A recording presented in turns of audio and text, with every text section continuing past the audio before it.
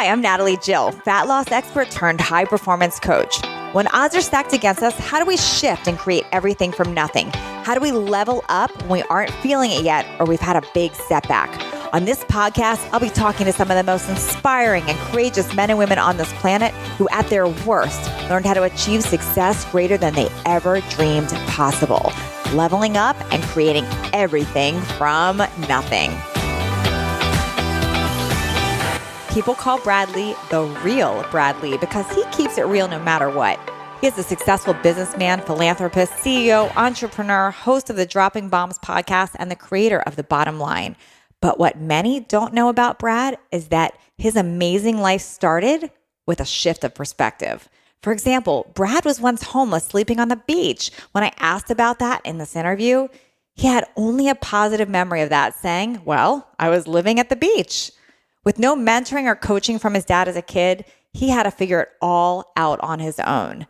That included learning to create an abundant mindset, learning to leave emotion out of business decisions, and learning to seek discomfort to actually grow. Brad is truly a self-made entrepreneur who learned to level up and create everything from nothing. Hey, I've got Brad Lea, the one and only, on today, and I'm so excited to dive in and talk with you today, Brad, because you have just created so much. People see you online. They see what you've done with your show. Amazing. And I know there's so much more to you. So thanks for being here today. My pleasure. Thanks for having me. So Brad, people see you as this incredible success. And I know it maybe wasn't always like that for you. And I'd love to know a little bit about who you were before you were this big success. Well, I wouldn't say I'm a big success, maybe compared to some, but compared to where I'm going, I still have a long way to go. So don't be fooled by that. And I can also tell you, a lot of times people get fooled by success. And what that means is, they get so comfortable in where they are that they forgot where they wanted to go. Does that make sense? Yeah, absolutely. Like they settle. They start settling. They start exactly. So what was your question? Well, other people see you as a success, and I know that it wasn't always that way. So how did you even get into where you are now? And I know you're constantly leveling up. You want to go bigger, you want to go more, but what did it take to get to even where you are right now? As I look back, I would probably say determination and grit more than anything, because it took me about 8 years to get anything to actually stick, all the information that I had and all the visions that I had. Mm-hmm. It was I believe way ahead of the times, meaning like what I was trying to do interactive virtual training 20 years ago. And it's just now starting to become, well known, sought after. So imagine that.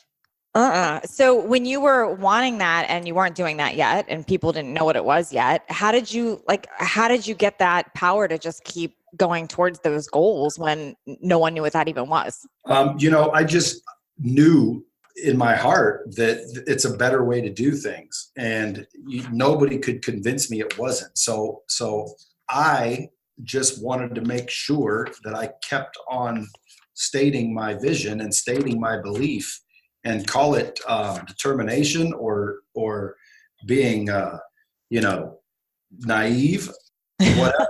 I just kept going, and I just knew that this was going to take place. So you just said something really interesting, and I want to dig a little bit more into that, because I think so many people, I know people listening are going through this, where they have an idea, but they get so stuck on the how or the objections why it's not going to work right now. But you just said something that really landed for me about you just were committed to your vision. So yep. Would you say that's what sets apart somebody that achieves and someone who doesn't, that having that clear vision? Well, yes, absolutely. You have to have a clear vision. I mean, a lot of people always ask me, how do I get to the next level? And I tell them, what is the next level? And they don't really have an answer. And I'm like, you cannot get somewhere unless you know where it is you're going. So to have a clear vision and to really, truly see everything that you want to do and get and achieve is massively important. So do you find yourself, when you are thinking about your vision and where you want to go next, even like right now, do you ever see yourself getting stuck on the how, or does that always come later? I worry about the how later. I don't spend too much time trying to figure it all out, because, perfection kills progress. So at the end of the day, when you try to make something perfect, someone can come out with something maybe half as good and take the market right out from underneath you. At the end of the day, where there's a will, there's a way. You've heard of that. Yeah. So you just have to go, man. I mean, too many people are afraid to take a chance. It might happen when 95% of the time it doesn't happen. What you worry about, believe it or not, statistically, 95% of the time will not happen. That's actually really interesting. And I think so many people spend that time living in their heads worrying. Absolutely. Like somebody said to me, because I have a Instagram questionnaire I give out there. Someone asked, how do I jump into a business that I've never been in? Mm-hmm. And I said, you just first jump in, find the winners, and do what they're doing. It's that easy. Folks, if you've never done anything before, right, you didn't know how to walk and you ended up walking. You didn't know how to ride a bike and you learned how to ride a bike. You may have been overweight and now you're in shape. You didn't know all of the nutritional things and exercises that you do now. But when you look back, it's like, man, I was scared of nothing. At the end of the day, you just jump in, find the winners, and emulate what they're doing. No, what do you think holds people back from that? Because it makes so much sense. I mean, yes, everybody couldn't walk at one point. Everybody couldn't do things at one point. Why does that story come up so hard for people that they get stuck and don't go? What do you think? Well, it's what we've learned all our life. Sometimes people think, you need to learn things. Well, in reality, in most cases, you probably need to unlearn things. You get taught when you're young to be careful. You get taught when you're young to, be quiet, sit down. Like back in school, if you raised your hand and you were wrong, mm-hmm. You felt like an idiot. Oh, yeah. And they made you feel like an idiot. Like, nope, you're wrong. And they move on to the next person, which kind of conditions us to only believe that we need to be right. Well, you can be wrong. Matter of fact, the biggest successes on the planet were wrong more than they were right. That's powerful. So, because people do get so stuck in their head, and for you to just say that, that's incredible. I mean, but you're right. The biggest successes were wrong multiple times. Yeah. They just weren't afraid of looking foolish. They weren't afraid of being wrong. When people ask me, how did I do it? I said, I just did it. They're like, well, what did you do? And I said, well, the first thing I did is, believe that it was possible, because most people don't believe it's possible for whatever reason. And it's different for everybody. But if you look at it like this, you don't have the success or the thing or the result you're looking for today, right? Mm-hmm. So what are you so afraid of losing? It's a good point. Yeah, people are so afraid to take a chance to get something they want because they fear they might lose it. They fear they might fail. Well, folks, you don't have it now. That's a good point. What are you losing? You're not losing anything. Here's what I say to do. Here's a little technique I do. So instead of fearing what might happen, fear what might happen if you don't try. Like I fear more staying the same than I do failing. If I fail, so what? Just try again or pick something else or go a different direction. But if I stay the same, that's what scares the hell out of me. So do you think it's the fear of that failure that holds people back, or is it the fear of what other people think? Because I know that comes up for people too. Yeah, ultimately, you just hit it on the head. At the end of the day, the reason they don't want to fail is because they're worried about what others will think. Mm-hmm. At the end of the day, folks, don't compare yourself to other people. You got to compare yourself with yourself. Like I always say, the 5 factors of success. If you want to be successful at anything, the 5 factors that I've learned is 1, you have to take a chance. Because if you don't start, nothing's going to happen. Mm-hmm. Number 2, you got to get good at solving problems. Most people run from problems. They avoid problems.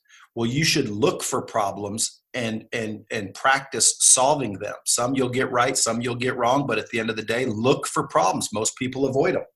Then you need to not be afraid to make adjustments, right? You collect the data and the feedback. If you're cruising down a highway and you see a crash on the road, what do, man? You go left a little bit, you make an adjustment, you go around, and you keep going.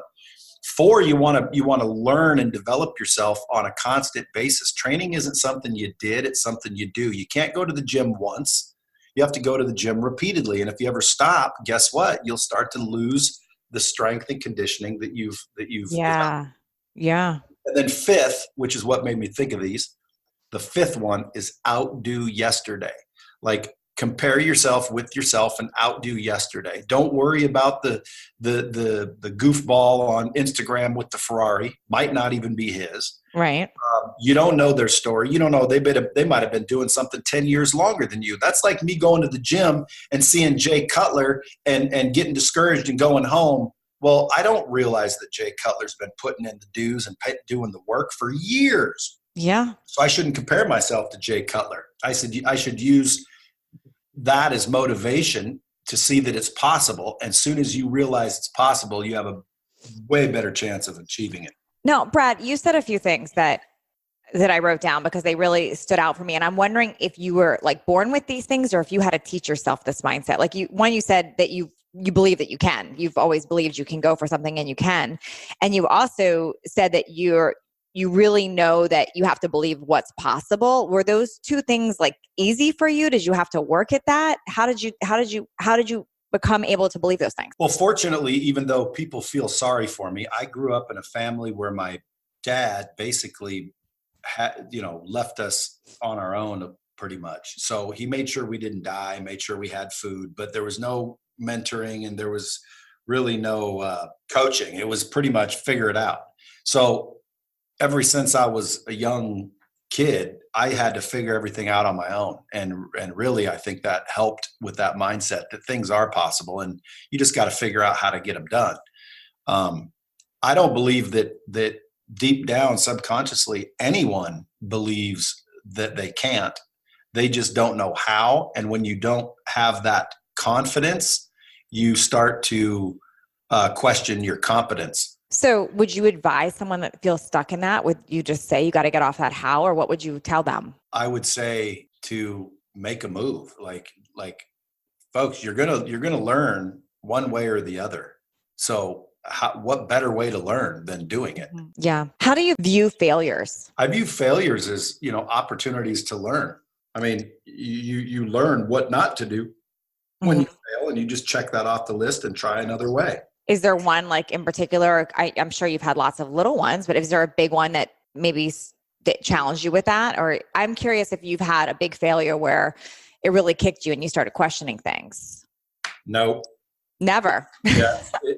Some people think I'm kind of crazy that way, but the other day I was on an interview where someone said, well, what'd you do when you hit rock bottom? Okay. And I said, I've never hit rock bottom. And they're like, what do you mean? You said you've slept on a beach homeless. Yeah. I'm like, yeah. They're like, well, wouldn't you consider that rock bottom? Hell no. Sleeping on a beach? That's not rock bottom. I'd say rock bottom is in prison for life.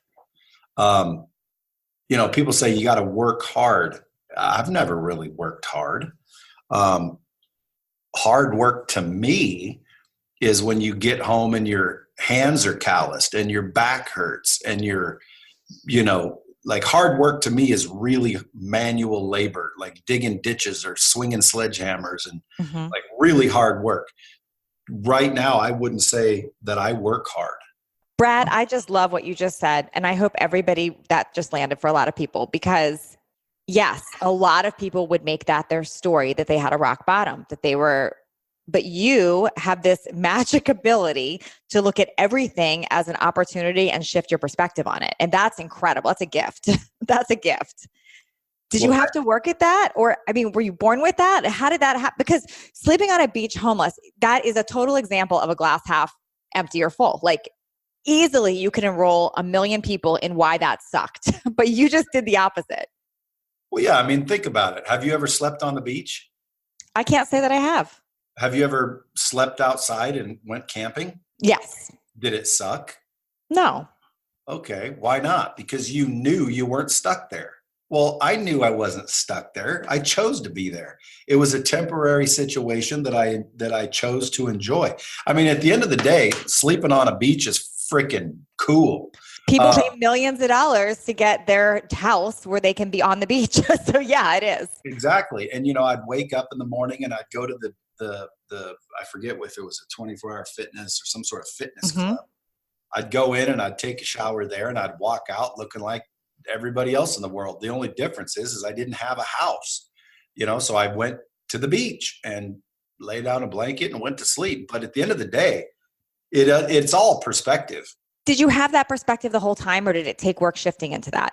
No, I mean, it kind of sucks, not having a comfortable home to go to and a TV to watch. But at the end of the day, I knew I wasn't stuck there. Yeah. You're not stuck anywhere. I mean, you've heard the saying, I used to be mad that I had no shoes until I met a man with no feet. Yes. Yeah. So it's the same thing. It's like, dude, things could be worse. Trust me. Like if you threw all your problems in the middle of the room with everybody else's, you'd be scrambling to get yours back. That is true. That is true. Be careful what you say is a problem. But gosh, you just have so much gratitude, and people spend years and money trying to figure out how to have that gratitude, and you just kind of had it. You have it. How did you get yourself from that situation? So you're on the beach, homeless, and you're finding gratitude in it, and you're seeing that it kind of sucks, but you're telling yourself it doesn't. How did you get out of it? I found a girl that had a house. That's one way to go about it. Okay. Awesome. Yeah. I met a girl and she had a house and she welcomed me in. So did she know you were homeless at the time, or did she just think you were, beach bumming it during the day? I don't remember. Like you obviously don't want to meet a girl and say you're homeless. So I probably didn't mention it, but she knew I needed a place to stay. I think it was like, I had to go back home. She says, no, stay with me. So I'm like, okay. So I stayed with her for about a month, started, saving a little money, getting on my own. And then within a month or two, I was back on my feet. Mm-hmm. Do you ever worry about what other people think? No. Did that take work, or has that always been something you've just decided? No, I had to learn that. I mean, I used to worry about what everybody thought, and, it backfired, and it caused me to be someone who I wasn't, and it caused me to be ashamed, and it caused me to ultimately end up lying and putting on a front. And then when the front comes down and the lies come out, now you just created a reality where now people don't like you. So when I was little, I used to tell people my dad owned Disneyland, and, I would show Monopoly cards trying to convince people that was our property. And think about it, a little 6-year-old kid with all the little neighborhood kids. I lived in a neighborhood that we probably shouldn't have been in.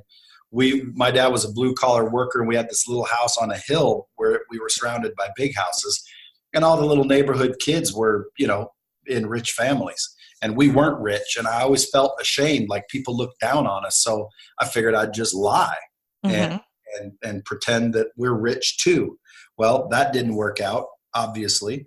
And next thing you know, nobody wanted to play.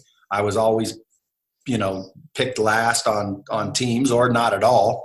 And, it felt like hell. So I decided, if someone's going to like you for something that you're not, it's not going to last. So I just decided, listen, if someone doesn't like who I am, then they probably shouldn't be around me. Yeah. And what's crazy about that is if you just be yourself, unapologetically yourself, you will attract the right people and you will repel the wrong people. Now, sometimes you really want the wrong people around you. You like them, you're in love with them, whatever the case may be. Mm-hmm. But if you literally be yourself 100%, the natural, evolution, call it, or the universe has a way of getting rid of the people that shouldn't be in your life. And attracting the ones that should. So I learned that at a young age, and I also had to relearn it throughout life. And I got to a point where eventually, listen, I know I'm a good person. I know I have a good heart. I have ethics and integrity. I know that I do. So your opinion of me is irrelevant. Yeah. And I love that you've accepted that and you stand for that, because that is so true. And people get so caught up, not only in their own heads, but now with what are other people saying or thinking, and their opinions are not paying our bills. They're not becoming our clients. They're not doing anything for us. Yeah. And a lot of times they're doing the opposite. Yeah. You know, you're assuming somebody's on your side when in reality they're not. And you don't even realize it. It's like having a camouflaged hole.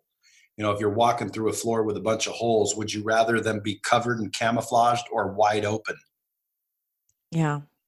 If they're open, you can see the hole. If they're camouflaged, you could fall in it.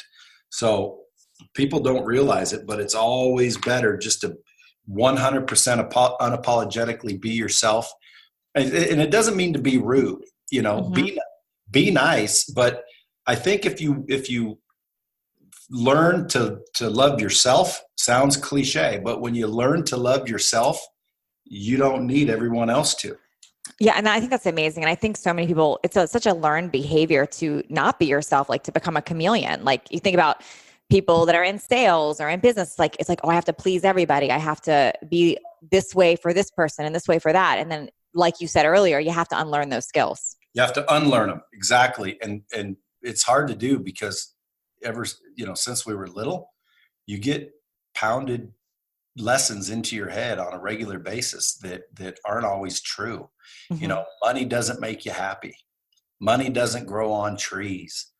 Well, first of all, money's made out of paper, and paper is made out of paper. It does grow on trees. Yeah. Secondly, money does make you happy, and I can prove it. What's the highest form of expression for love? What makes you feel the absolute best in the world? Well, it's when you can freaking buy someone you care about something they need or want. Imagine how you feel when you get somebody that you love something exciting or spectacular. Take them on a dream trip, buy them a car, pay for their college, give them a kidney. Like at the end of the day, giving is the highest form of expressing love, and it makes people feel the absolute best. Well, that's money. Yeah, you're right. And you can do it on a small level and a grand level. So you're right. It is something people have this story about. The more money you have, the worse you are. You're a bad person, you're evil. But it's like, that's when you can really be more generous and do more for people. Holidays are better with money. Birthdays are better with money. Marriages last longer with money. Money is not a bad thing, but we've been taught that since we were little. Yeah. There's a bunch of other things too that we were taught that are just flat wrong. Yeah. So there are all these patterns that we've learned that we've got to unlearn. Like if you want something done, you need to do it yourself. Yeah. As you're saying all these things, I'm hearing my parents. So I'm like, I was told all these things. You're right. If you want it done right, you got to do it yourself. Yeah. That's not true. If you want it done right, you have to train people right. Yeah. Amazing how many of these things come up. How did you figure out that all these things were in your way or coming up? Was this just a process? Did you go through a training? Like, how did you figure all this out? Because you obviously had these same learned patterns you had to unlearn. Right. Well, I mean, again, I didn't get taught a lot of that as a kid. I didn't really get taught anything. I was taught to figure it out. So along the way, I just figured it out. Like, call me a scientist, I guess. I would test things, like, hey, if you do this, this will happen. Well, let me see. So I had to learn everything the hard way. And, failure is an unbelievable teacher. So you now have the facts in front of you rather than listen to other people. Like I have a whole list of things that people will need to do if they want to succeed. But then people will tell you all you need to do is hard work.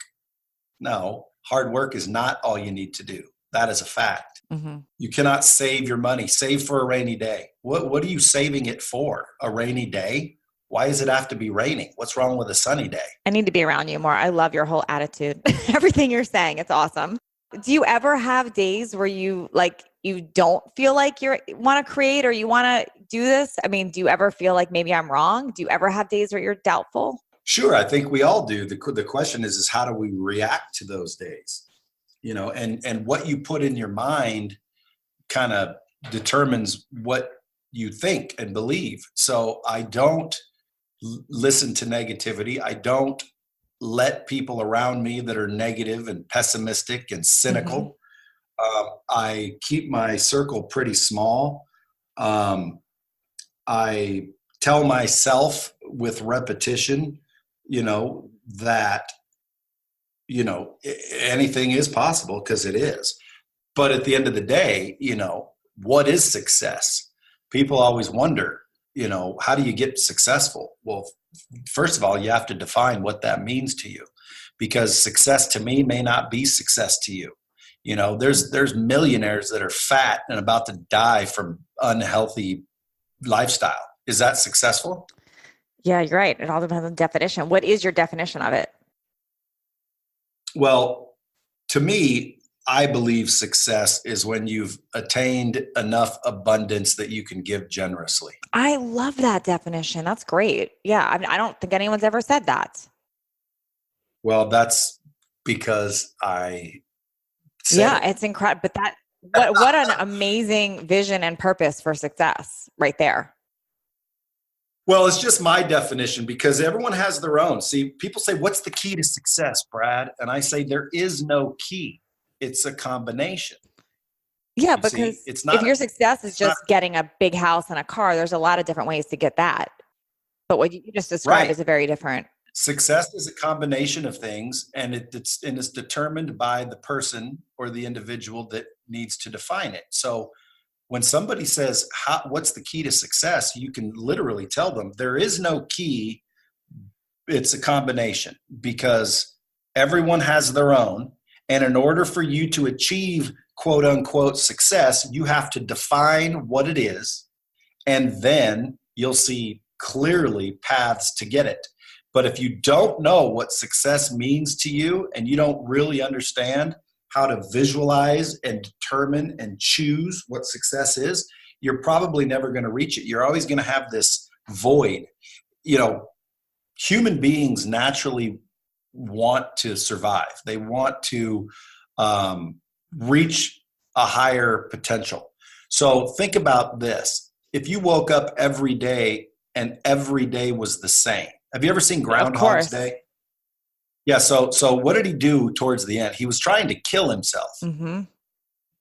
So staying the same is literally going nowhere. Yet people don't want to change. They want to stay comfortable. Yeah. Right. I was about to say change is uncomfortable when in reality, especially when it comes to fitness, and you'll agree with this, growth comes through discomfort. Yep. Like if you go to the gym and you're comfortable there, you're not doing it right. You're right. Yeah, absolutely. And I've seen that a gazillion times. They think they're putting in the time, but not doing it right. They're not getting uncomfortable. Right. And what gains do they get? Nothing. They just complain that their fitness isn't working. Right. And so then they walk around saying that it doesn't work for them. Their limited belief, their mindset is, I've tried it, it doesn't work. Well, no, you didn't do it right. First of all, you're seeking comfort, but yet you're afraid of discomfort. Discomfort is where the growth happens. If you want to win, seek discomfort. Everything you do should be uncomfortable, and you would be explosive in growth and achievement. It's uncomfortable to get up at 4 a.m. Well, then get up at 4 a.m. It's uncomfortable to introduce myself to people. Well, then introduce yourself to people. It's uncomfortable telling people who I really am. Well, then tell people who you really are. Be uncomfortable 24 hours a day, and that is the quickest way to comfort, believe it or not. Do you stay uncomfortable 24 hours a day, or has that changed for you? Well, I think something's broken with my head. Like I'm comfortable being uncomfortable. So, okay. So like I'm uncomfortable every day, but at the end of the day, to me, it's normal. It's comfortable to me. Because now that's become your norm. That's become your norm, that you're going to be rigorous and push yourself. That's what it sounds like to me. Yeah. Well, I mean, again, think about waking up in a nice, toasty, warm bed. What do you feel like doing? Pressing snooze and staying in bed, right? So that's going nowhere. Right. But if you woke up and the bed was wet and cold, what would you do? Get out and take a warm shower. Yeah. You'd move, you'd take action, you'd go somewhere. So if you want to go somewhere in life, seek discomfort. That's a great analogy. I love that. Yeah. So you're pretty rigorous, I'm imagining. So now you're comfortable being uncomfortable because that's what you're doing. I'm curious about your routine. Like, do you start your day a certain way and do you end it a certain way? Like, how do you stay rigorous and committed like that? Well, I think there's different levels that you achieve. And I think I've reached a level where it's called unconscious competence, which means I don't even know I'm doing it. Okay. First you have to mentally do it, then it eventually just becomes second nature. But when I wake up in the morning, believe it or not, the first thing I do when I open my eyes is literally get excited because I have another day. Like I literally wake up. The first thing I do when I open my eyes is I'm like, yeah, like I woke up. That's unbelievable. So gratitude. Yeah. And that's it. Yeah. You're totally grateful. And I really, truly, authentically am like, holy moly, man, one more chance. Like I get another freaking day. Brad, that's incredible. Cause I know people listening right now, they are the other end of the spectrum. They wake up like, gosh, darn it, the alarm. It's Monday. It's like a total opposite take on that. How's that working out for them? It's not. Right. I think the universe has a mystical way of giving to the people that appreciate. That's good. So if you want more, appreciate more.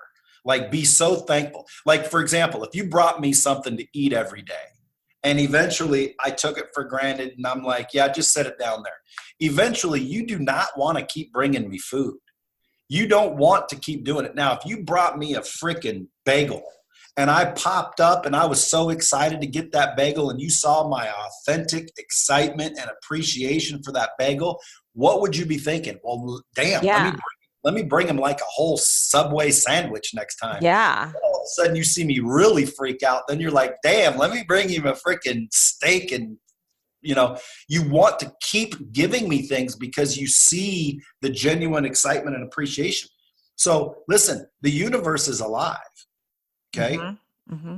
You can call it God. You can call it a universe. You can call it whatever you want. And by the way, if you call it God, you got to know his name. And if you don't know his name, well, then you should probably look it up because he has one. Mm-hmm. And people that don't know it, then when you read the Bible and it says, my children will know my name, makes you think, well, what is it? If you don't know the name, you better go research it. Anyway, long story short, the universe has a way of seeking out who deserves success financially and otherwise. And it weeds out the undeserving through challenge and difficulty. If you deserve it, you're willing to go through the challenge and difficulty. If you are undeserving, you will quit. And guess what? That's why quitters never win, because they don't deserve to win.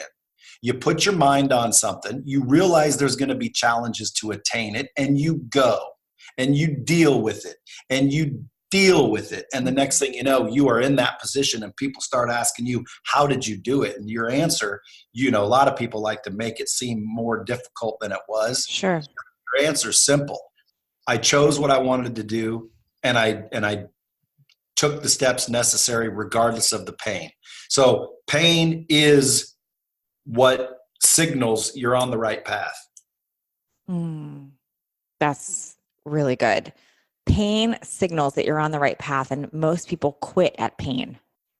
Exactly. And that's how the universe weeds out the undeserving. Let me see if you're worth giving this to. Here's a little challenge. Oh, I quit. Nope. Next. Yeah. Let me see if you're worth it. Okay, boom. Oh, you handled that wisely. Let me give you a little bigger problem. Holy moly, let me give you a little bigger problem. Holy moly, you don't stop, man. This person deserves the reward. Huge light bulb right there, Brad. And it really resonating for me why so many uber successful, in my definition of successful, people have had what looks like all these failures and swung back because they didn't quit. They rode through that pain and they didn't quit. Absolutely. I spent 8 years trying to get this company to be profitable. Most people would have quit. Most people would have just gave up, and I didn't. Well, Wow. 20 years later, when we're doing millions of dollars and everybody thinks I'm some example of success, they don't see the 20 years of challenges. All they see is the success. It's just like when you see a buff guy walking around or a movie star with a 6-pack of abs. Mm-hmm. You don't see the donuts and the cakes and the alcohol and the parties that they had to pass on. You don't see the hours of the gym and the pain and the struggle and the discipline and the freaking sacrifice that they've made. All you see is, oh, look, he thinks he's so cool with abs. Yeah. And they say, oh, he's got good genetics. that kills me. He's got good genetics. Yeah. It's very rarely genetics. Yeah. Yeah. And that same person, when they're completely overweight before, people think it's just genetics that they're like that. So that's a whole nother story. Yeah. I mean, take fitness as an example. Yeah. It's not science how to get 6-pack. Every guy knows how to do it. Why don't very many do it? It's the pain. It's the sacrifice. They don't deserve the 6-pack. You know who deserves the 6-packs? The people with the 6-packs. Yeah. Yeah. Yeah. A lot of connections here that are coming together, even for me, as I'm asking these questions, because you're right. We know that with workouts, we know that with our body, but we're not doing that in our business. And we wonder why our life isn't working because we're not staying committed. Or relationships, same thing. People quit on relationships without putting in the work.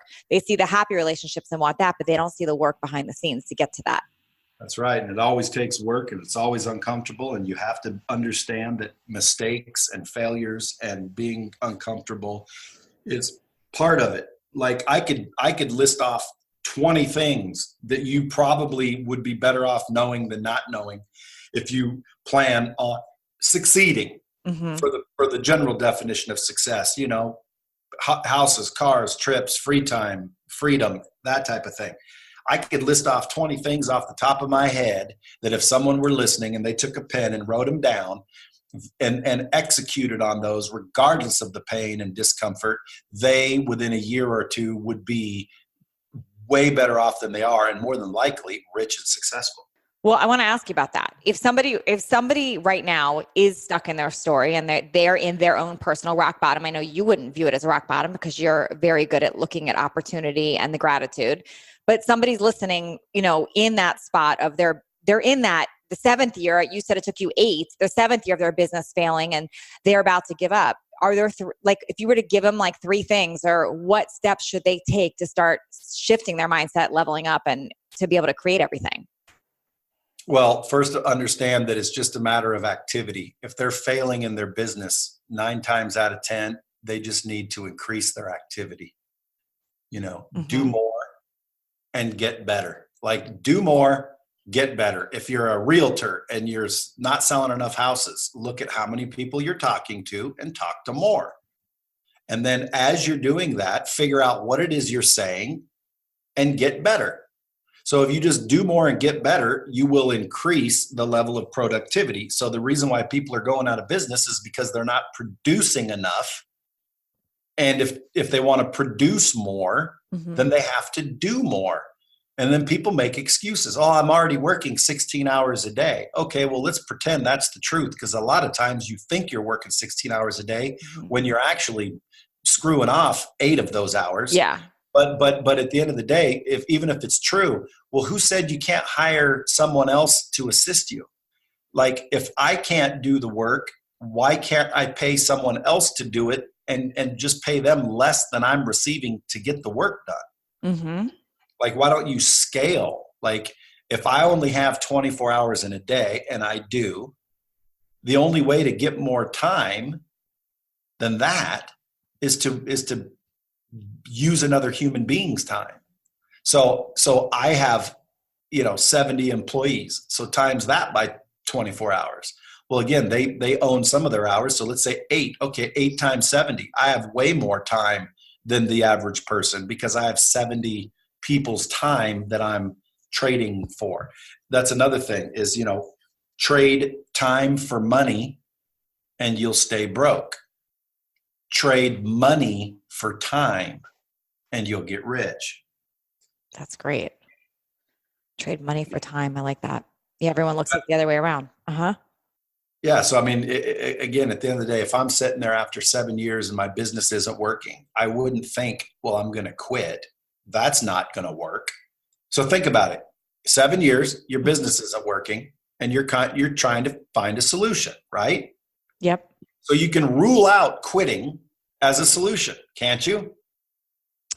You should, but most people would not. But yes, rule out quitting. You have to. If the answer is, how do I make this work? Got it.